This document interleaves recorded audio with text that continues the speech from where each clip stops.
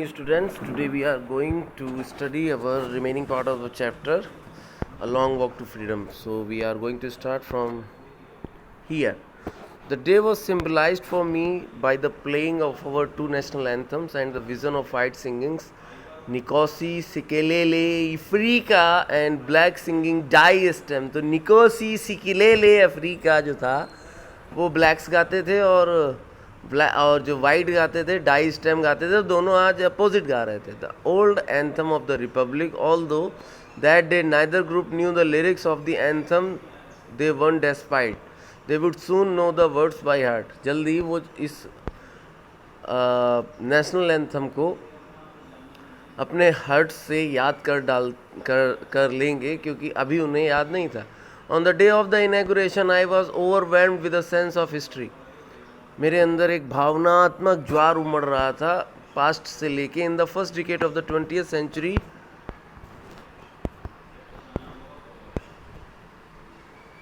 अ few years after bitter Anglo Boer war. देखिए, Anglo वो होते हैं जो अंग्रेज के वंशज होते हैं.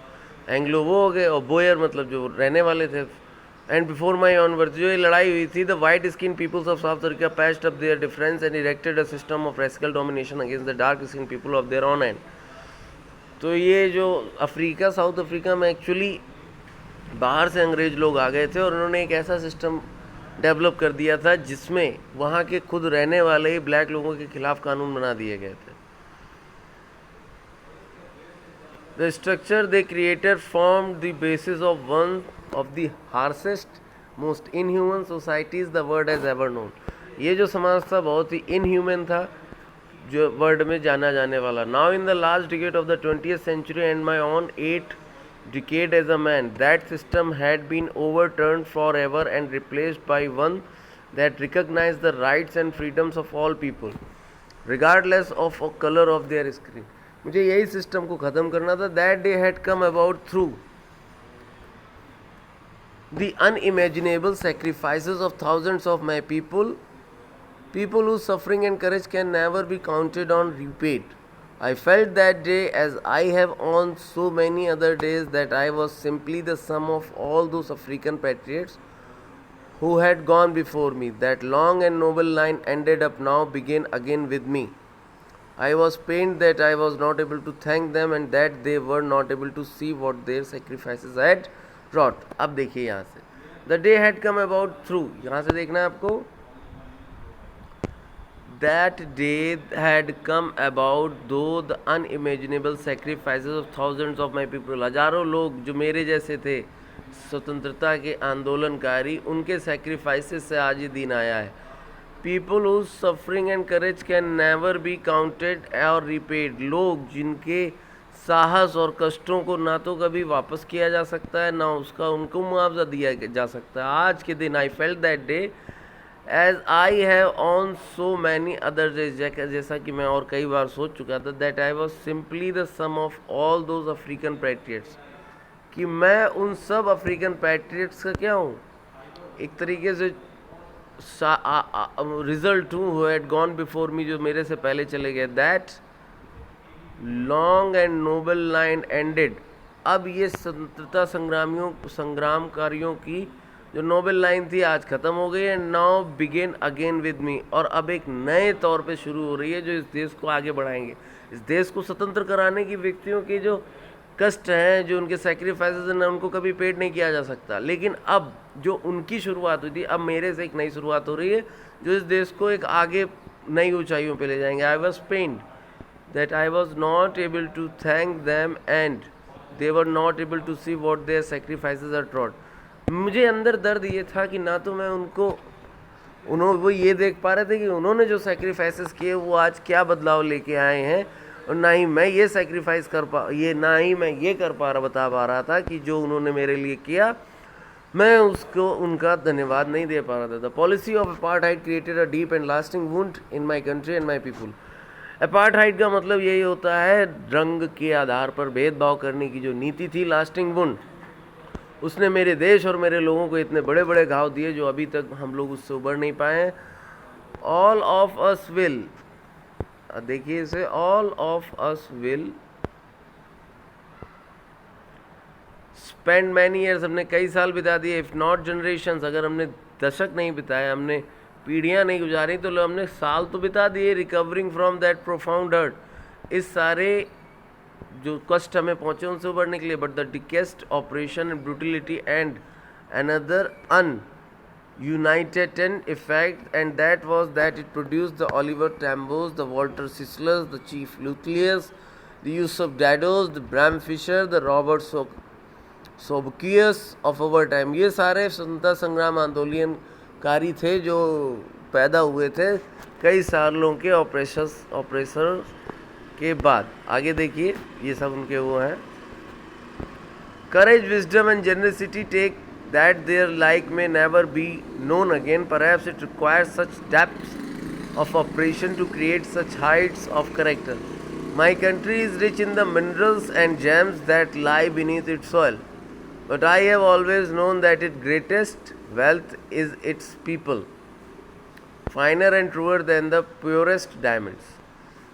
अब उन्होंने बताया कि करेज, विस्डम, जनरसिटी ये शायद अब फिर से कभी नहीं जाने जा सकेंगे. Perhaps it requires such depth of operations, शायद इसके लिए किसी को दबाने की ज़रूरत पड़ती है. To create such heights of character. My country is rich in the minerals and gems that lie beneath its soil.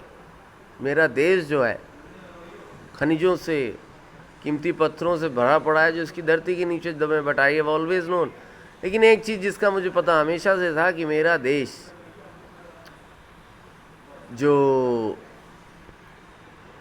है उसकी वास्तविक वैल्यू इसके लोग हैं जो वास्तव में प्योरेस्ट डायमंड है. It is from these comrades in the struggle that I learn the meaning of courage.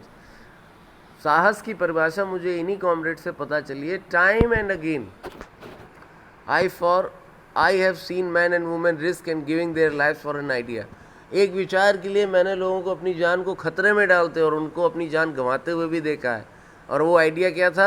दक्षिण अफ्रीका की आज़ादी. I have seen men stand to attacks and torture without breaking, showing a strength and resiliences that defies the imagination. मैंने लोगों को पिटते, मार खाते, अपने आप को टूटते देखा है, लेकिन उन्होंने अपना सर्वस्व बलिदान कर दिया. आई लर्न, मैंने सीखा that courage was not the absence of fear, कि जो करेज होता है वो डर का अभाव नहीं होता है, but Triumph over it, but की डर से जीत होती है, डर के आगे जीत है.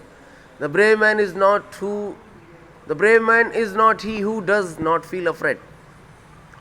बहादुर वो नहीं होता जो डरता नहीं है, but who conquers that fear, बल्कि वो होता है जो अपने डर पे काबू पा लेता है. No one is born hating another person because of the colour of his skin.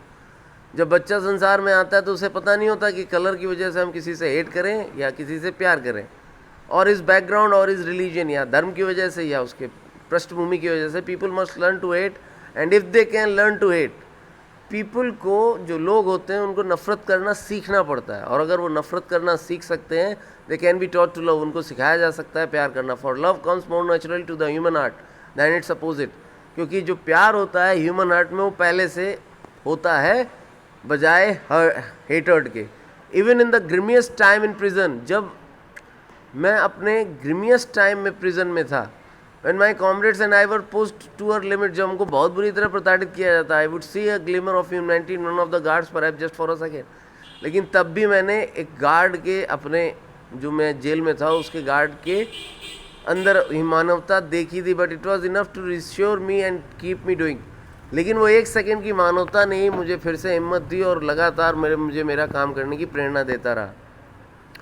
Man's goodness is a flame that cannot be hidden but never extinguished.